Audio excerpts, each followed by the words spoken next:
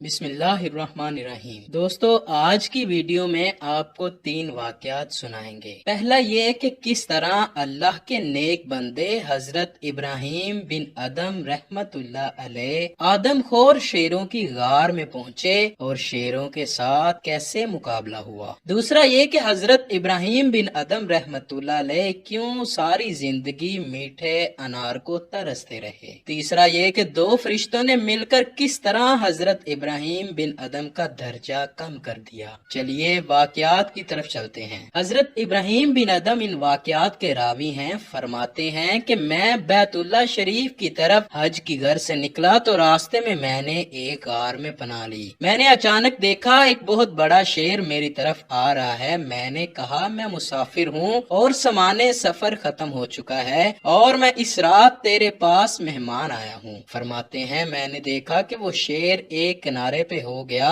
और फिर सो गया। मैंने सुबह तक कुरान मजीद की तिलावत में रात काटी। जब मैंने वापसी का इरादा किया तो शेर मुझसे कहने लगा, ए इब्राहिम तुम तअज्जुब ना करो, ये ना कहो कि मैं शेर के पास सोया था और उससे सलामत रहा। अल्लाह की कसम मैंने 3 दिन से कुछ नहीं खाया। अगर तुम मेरे मेहमान ना होते तो मैं तुमको जरूर खा जाता। बस मैंने अल्लाह का शुक्र अदा किया और वहाँ से चल दिया। हज करने के बाद अपनी इबादत गाह में लौटा तो मेरा नफ्स 20 बरस से मुझसे अनार की ख्वाहिश करता था और मैं उससे टाल मटोल करता रहा। एक रात ऐसी आई कि नफ्स कहने लगा अब मैं इबादत में सुस्ती करूंगा जब तक अनार नहीं मिल जाता। इसके बाद मैंने कहा जब मैं आबादी में दाखिल होऊंगा तो तेरी ख्वाहिश पूरी करूंगा। चनाचे मैदान की तरफ मैंने एक दरख्त देखा, उसकी तरफ गया। वो अनार का दरख्त था और उस पर बकसरत अनार थे। मैंने उससे एक अनार लिया लेकिन उसे तुर्श पाया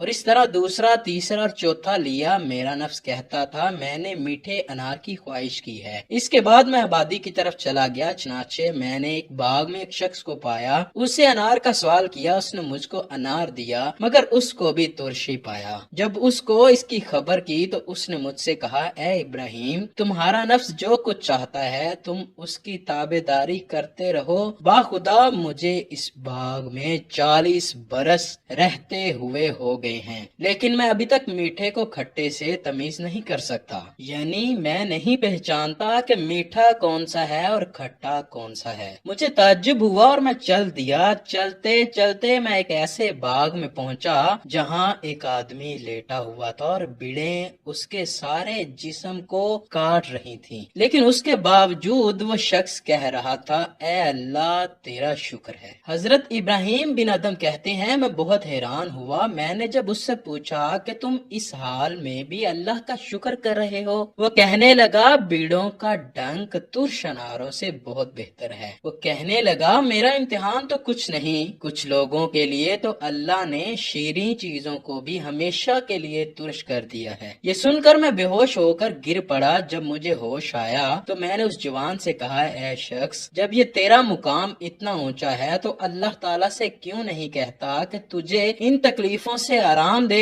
उसके जवाब में वो शख्स कहने लगा, ए इब्राहिम अल्लाह ताला अपने बंदों में तसर्रुफ करता है, जो चाहता है हुक्म देता है और जो चाहता है उसके साथ करता है और देखता है कि किस कदर बंदे हैं जो उसकी आजमाइश पर साबिर और उसके हुक्म से राजी हैं। बाखुदा इब्राहिम अगर अल्लाह ताला मेरे उज़ू को काट डाले तो भी मैं उसकी निस्बत मोहब्बत ही को ज्यादा करूंगा। उसके बाद उसके हाल पर ताज्जुब करता हुआ उससे अलहदा हो गया। हजरत इब्राहिम बिन अदम रहमतुल्लाह अलैह से रिवायत है कि एक दिन मैं इबादत करते करते सो गया। ख्वाब में 2 फरिश्ते आए और आपस में गुफ्तगू करने लगे। एक ने दूसरे से पूछा यहाँ पे कौन है। दूसरे ने जवाब दिया ये इब्राहिम बिन अदम है। पहला फरिश्ता बोला अच्छा तो ये वही इब्राहिम है जिसके मरातब में से अल्लाह ताला ने एक मर्तबा कम कर दिया है। दूसरे फरिश्ते ने पूछा ऐसा क्यों हुआ। पहला फरिश्ता कहने लगा इब्राहिम ने बसरा में दुकानदार से छुआरे खरीदे थे तो दुकानदार के छुआरों में से एक छुआरा तौल से ज्यादा इब्राहिम बिन अदम के छुआरों में गिर गया। इस वजह से इब्राहिम का एक मर्तबा कम हो गया। मेरी आंख खुली, ज़्यादा राह बांधा और बसरा उसी दुकान के पास पहुंचा और दुकानदार से दोबारा छुआरे खरीदे। फिर एक छुआरा उस दुकानदार के छुआरों में डाल दिया ताकि साबका सूरत का नुकसान पूरा हो सके। उसके बाद मैं बैतुल मुकद्दस पहुंचा। उसी जगह पर आकर ہو گیا۔ خواب میں پھر وہی دو فرشتے نظر آئے۔ ایک نے دوسرے سے پوچھا یہاں پر کون ہے؟ دوسرے نے کہا یہ ابراہیم ہے۔ پہلے فرشتے نے کہا اچھا یہ وہی ابراہیم ہے جس نے چیز کو اس کی جگہ پہ واپس کر دیا اور اس کو جو درجہ کم کر دیا گیا تھا پھر بلند کر دیا گیا۔ سبحان اللہ۔ اللہ پاک سے محبت کرنے والوں کی شان ہی نرالی ہے۔ دوستو آؤ ہم بھی اسی راہ پر نکلتے ہیں کہ جو اللہ کے مقرب بندوں کی راہ ہے۔ اللہ پاک سے دعا ہے کہ وہ ہمیں گناہوں سے دور فرما کر نیک کاموں پر عمل کرنے کی توفیق عطا فرمائے۔